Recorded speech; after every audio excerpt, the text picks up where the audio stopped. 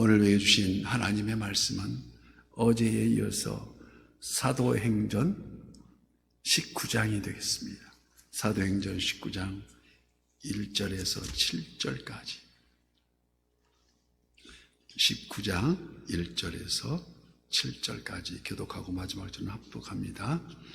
아볼로가 고린도에 있을 때에 바울이 윗지방으로 다녀 에베소에 와서 어떤 제자들을 만나 이르되 너희가 믿을 때에 성령을 받았느냐? 이르되 아니라 우리는 성령이 계심도 듣지 못하였노라. 바울이 이르되 그러면 너희가 무슨 세례를 받았느냐? 대답하되 요한의 세례니라.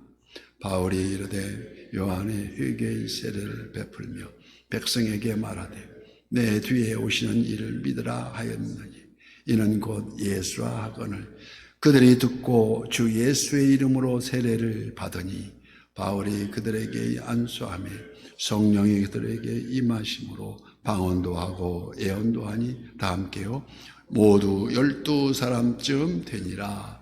아멘. 오늘도 실시간 유튜브를 통해서 선한 이웃의 기도의 향연 속에 새벽을 깨우는 우리 성도님들 모두에게 여호와 샬롬 지키신 하나님의 평강과 풍성한 은혜를 축복합니다. 오늘 본문은 제3차 전도여행 중 에베소를 방문한 바울은 그곳에 있는 믿음의 형제들에게 이렇게 묻습니다. 로마 2절 이르되 너희가 믿을 때에 성령을 받았느냐? 이르되 아니라 우리는 성령이 계심도 듣지 못하였노라고 그들이 말합니다. 너희가 성령을 받았느냐고 단도직입적으로 물었습니다. 왜 바울은 다짜고짜로 이렇게 물었을까요? 이는 실로 성령을 받았다는 증거가 참으로 거듭남의 필수 불가결한 요소인 동시에 고린도전서 12장 3절 말씀과 같이 성령으로 아니하고는 누구든지 예수를 주라 시인할 수 없느니라. 성령님이 믿게 해줘야 믿어지는 거지 입으로 믿습니다 아무리 해도 안 믿어진다는 것입니다. 그래서 그렇게 중요하다는 것입니다. 그래서 그러므로 로마서 8장 9절 말씀에 만일 너희 속에 하나님의 영이 거하시면 너희가 육신에 있지 아니하고 영에 있나니 누구든지 그리스도의 영이 없으면 그리스도의 사람이 아니니라. 아주 중요한 대목입니다. 그러면 성령이 하는 일이 무엇입니까? 아주 중요한 부분을 잘 기억하시기 바랍니다. 첫째가 거듭남의 생명입니다. born again 한다 합니다. 거듭남의 능력. 복음 전도사 무디는 온 세상을 다 준다 해도 성령 세례 받기 전 상태로 되돌아가라 하면 돌아가지 않겠다고 단호히 말합니다.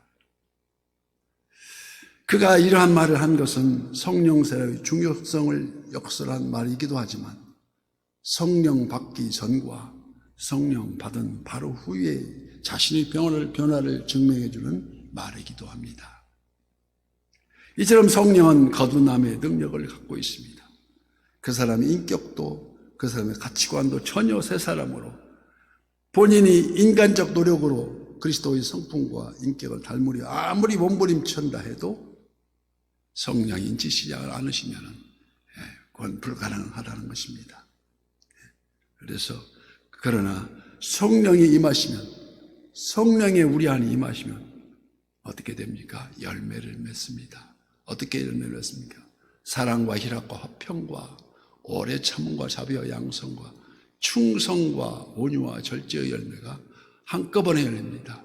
그래서 이 시간 우리가 내 안에 그 9가지 열매가 주렁주렁 익어가고 있는가 아니면 열려 있는가 아니면 말로만 그랬지 나에겐 사랑이 없지 않는가 그걸 점검해 주기를 부탁합니다. 그러나 우리가 성령이 임하시면 우리 안에 지금 진정 거듭남의 주님의 형상을 담기를 원하면 그러면 성령 충만을 기도해야 될 것입니다. 둘째, 성령은 주님을 증거하게 하십니다. 신학자 몰가는 만약 우리가 런던을 복음으로 채우기 원한다면 우리는 기필코 성령과 동행하여야만 한다고 주장했습니다. 즉 우리 선한 이웃이 여기 금천고을을 복음화시키려면 성령으로 역사하심으로 오직 성령이 너희에게 임하시면 너희가 권능을 받고 예루살렘과 온 유대와 사마리아 땅 끝까지 이르러 내 증인이 되리라 하신 것과 같이 행여나 왜 나는 복음 증거를 못할까? 가까운 가족과 가족마저도 전도의 결실이 없을까? 고민해 본 적이 있는지 돌아봐야 할 것입니다. 전도는 권유하기에 앞서서 성령 충만을 기도해야 한다는 것을 우리에게 충고하고 있습니다. 사도 바울이나 베드로나 성령 충만의 외침 한 번에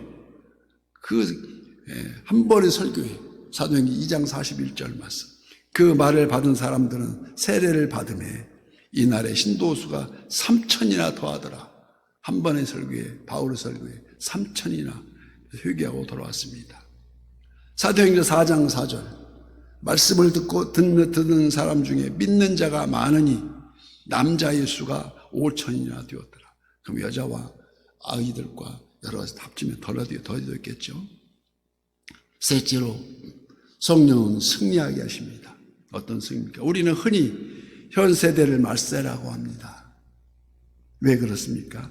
세상 죄악으로 관영해 있고 타락의 정도가 점점 더 심화되어 가고 있고 이러한 때에 순결한 신앙은 점점 더 믿을 신 우러를 하게 돼. 우러러서 우리가 신앙을 예배한다는 그 순결의 유지가 참으로 어렵다는 것입니다. 그래서 살아있는 자와 죽은 자를 심판하러 오시라고 우리가 사도신경 매일 낭독하지만은 그 안에 다니엘서 12장 1절 말씀. 그때 내 민족을 호위하는 큰 군주 미가엘이 일어날 것이요 또 환란이 있으리니 이는 개국 이래로 그때까지 없던 환란일일 것이며 그때 내 백성 중 책에 기록된 모든 자가 구원을 받을 것이니라고 예언합니다. 큰 군주 미가엘이 누굽니까? 누구를 상징합니까? 재림하실 다시 오실 우리 주님입니다. 큰 군주 미가엘이 일어나더라고 한다 싶니다. 그래서 마태복음 24장 9절 말씀.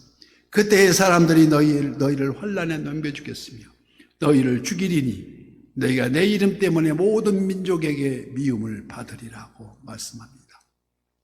계시록 2장 10절 말씀에 이렇게 증언합니다. 내가 죽도록 충성하라.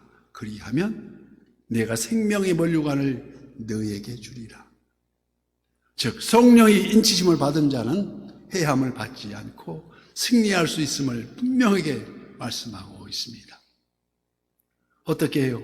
계시록 9장 4절 말씀과 같이 그들에게 이르시되 땅의 풀이나 푸르른 것이나 각종 수목은 해하지 말고 오직 이마에 하나님의 인침을 받지 아니한 사람만 해하리라 하시더라. 즉 하나님의 신, 즉 성령으로 충만했던 요셉의 예를 들면 그런 강렬했던 죄의 유혹을 이겨냈습니다. 또 성령의 사람 스데반은 눈앞에 보이는 죽음의 위협 앞에서도 주님을 끝까지 부인하지 않았습니다. 사도행전 7장 55절 스데반이 성령 충만하여 하늘을 우러러 주목하여 하나님의 영광과 예수께서 하나님 우편에 서신 것을 보고 말하되 보라 하늘이 열리고 인자가 하나님 우편에 서신 것을 보노라. 하나님은 우편에 앉아 계시다가 우리 주님 오신다고 우리 사도신경 하지만 지금 이 순간은 예수님이 일어났습니다. 벌떡 일어나서 스데반을 바라봅니다. 지금 그 장면을 스데반은 말하고 있습니다. 하나님 우편에 서신 것을 보노라고 말씀합니다. 그러므로 우리는 오늘 또 비파야 수구마 깰지어다 내가 새벽을 깨우리로다. 매일매일 성화길로 향한 순리자의 길에서 에베소서 6장 18절 말씀. 술 취하지 말라 이는 방탕한 것이니 성령으로 충만함을 받으라고 말씀하십니다. 그러므로 우리는 성령이 내주하심으로 우리 자신의 삶의 근본적인 변화가 일어나고 있는지 예수님을 나의 주로 나의 구주로 증거할 수 있는 신실한 일꾼으로 이 거칠고 광막한 광야 같은 이 험난한 세파에도 능히 승리하실 줄 우리가 길을 축복합니다. 오늘 본문에서 에베소서 교회의 성도들을 향한 너희가 믿을 때에 성령을 받았느냐고 사도 바울의 질문이 오늘 또 우리를 향한 질문이 되는 질문과 똑같은 말씀이며, 도우시는 성령 하나님, 우리가 어떻게 합니까? 로마서 8장 26절 같이 이와 같이 성령도 우리의 연약함을 도우시나니 우리가 마땅히 기도할 바를 알지 못하나 오직 성령이 말할 수 없는 탄식으로 우리를 위하여 친히 간구하시고 지금도 간구하고 계신다는 것입니다. 그래서 그 간구가 하도 답답하면 입으로 방언으로 튀어나옵니다. 자기는 무슨 뜻인지 몰라도 하나님이 시키시는 방언의 기도가 되는 것입니다. 모두가 이 방언 기도할 수 있기를, 충만하기를 축복합니다. 친히 간구합니다. 언제 어디서나 내주하시는 성령님과 동행하며 바닷가 모래알처럼 수많은 사람 중에서 창세 전부터 우리를 택정하신다 했습니다. 예정하사 때로는 괴롭고 때로는 가슴이 아파오고 지쳐 있을 때라도 주님 감사합니다. 가슴 아픈 사연을 되돌아보면서 주님, 그때 주님은 왜 함께 걸었던 바닷가의 흔적들이 다 지워져 있습니까? 그런데 중간중간 도중에 한 사람만 있습니까? 물으면 주님은 대답하십니다. 네가 지쳐 쓰러져 있을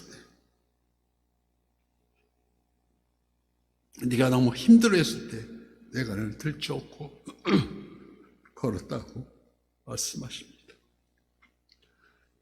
오늘도 은혜와 감사로서 은혜 아니면 살아갈 수 없음을 고백하는 우리 모두가 되시기를 예수님 이름으로 축복합니다.